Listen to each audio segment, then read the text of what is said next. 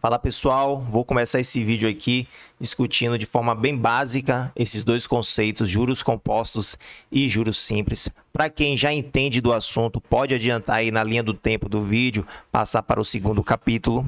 Mas aqui basicamente é o seguinte, vamos trabalhar com um exemplo de ações, porque aqui é o canal focado em ações pagadoras de dividendos.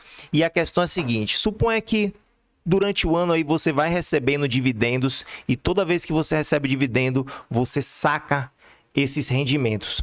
O que é que vai acontecer? Você vai estar trabalhando então nessa situação de juros simples.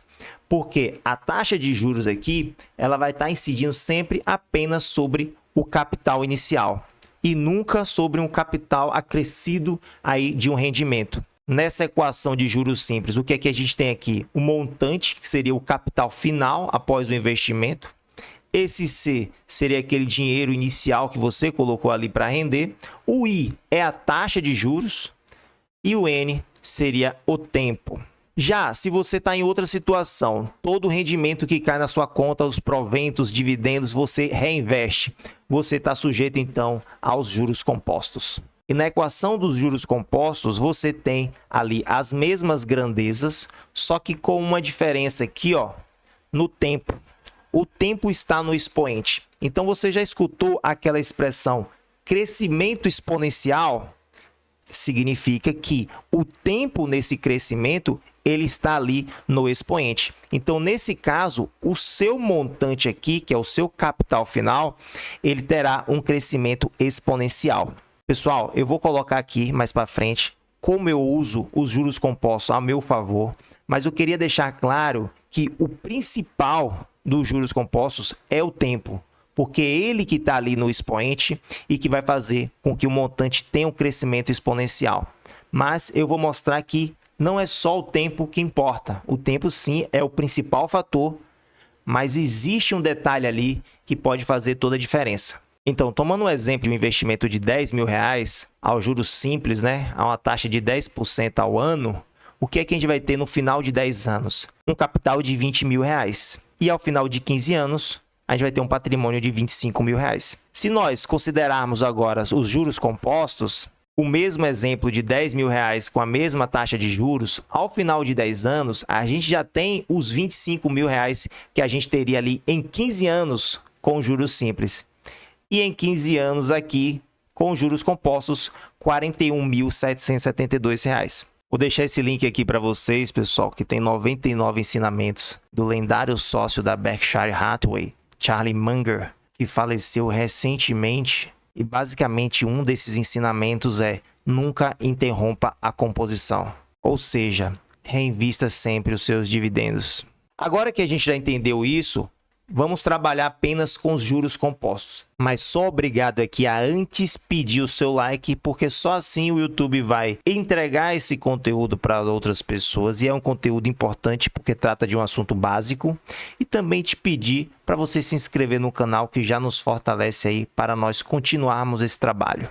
O que a gente vai fazer aqui? Além desse investimento inicial, vamos colocar aportes anuais e ver o que acontece com esse patrimônio de R$ 41.772 ao final de 15 anos. Coloquei então aportes anuais de R$20.000 e a gente vê que faz uma enorme diferença esses aportes anuais. Esses aportes ao final de cada período, né? Podia ser mensal, enfim. Estou trabalhando aqui com o tempo de forma anualizada. E para cada aporte que a gente faz, o nosso montante dos juros composto, ele aumenta. Aparece um novo termo aqui que vai contribuir nesse montante final. Para um segundo aporte, que pode ser de um valor diferente, né? Eu estou considerando A1 diferente de A2, a gente vai ter aí um novo termo na equação que vai contribuir também para aquele nosso patrimônio final ali dos 15 anos. Cada aporte que nós formos fazendo ao final de cada período, a gente vai ter um termo sendo acrescentado nessa equação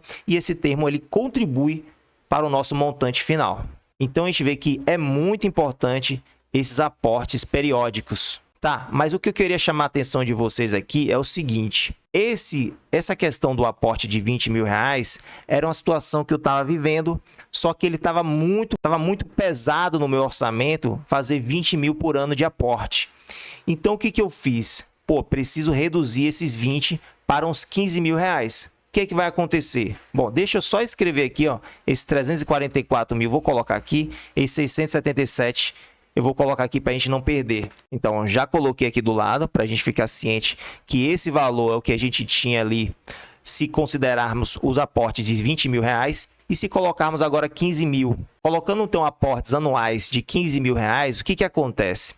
Nosso patrimônio ao final de 10 anos fica na faixa de 265 mil.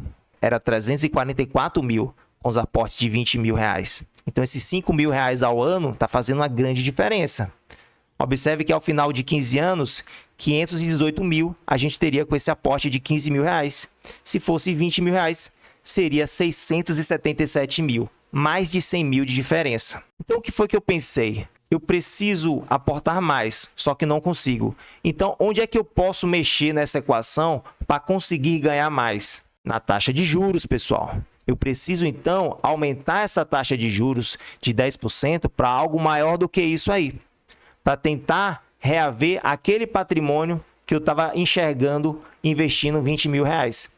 E se de 10% nós colocarmos aqui 14%, observe que ao final de 10 anos, aportando ali 15 mil reais, agora com essa taxa de juros de 14%, a gente tem 327 mil. Já chegou próximo daqueles 344 mil. Só que 10 anos é um período ainda muito pequeno para os juros compostos atuar. Colocar aí 15 anos, o que acontece? Olha só, 729 mil versus 677 que a gente tinha antes, aportando 20 mil. Agora a gente está aportando apenas 15 mil ao ano. A diferença está onde? Nessa taxa de juros, que eu aumentei de 10% para 14%.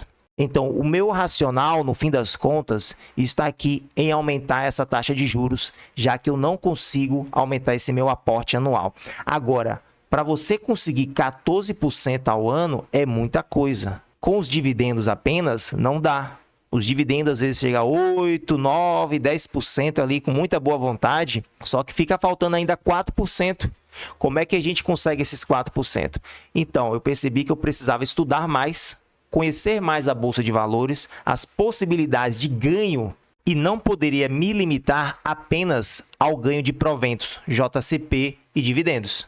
Eu precisava olhar para outras alternativas. E venda de ações foi uma coisa que eu percebi que dá sim lucro.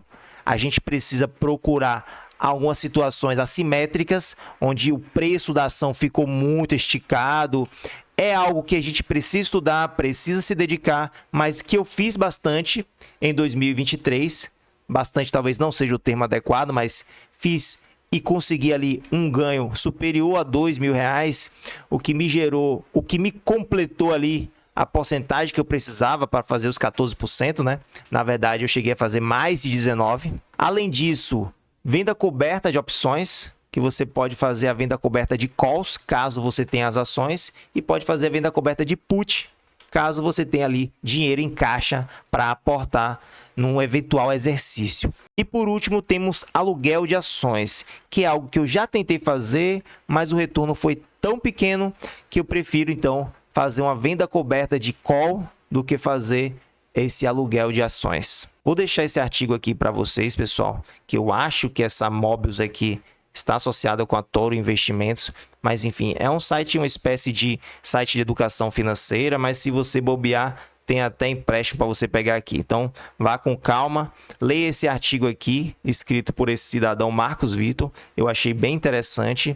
Aqui embaixo tem um simulador de juros compostos que você pode fazer uma simulação ainda melhor do que essa que eu fiz para vocês naquela planilha, porque você pode colocar aqui valores mensais ao invés de colocar aquele valor anual, que é algo muito mais prático que a gente faz no dia a dia mesmo, são aportes mensais.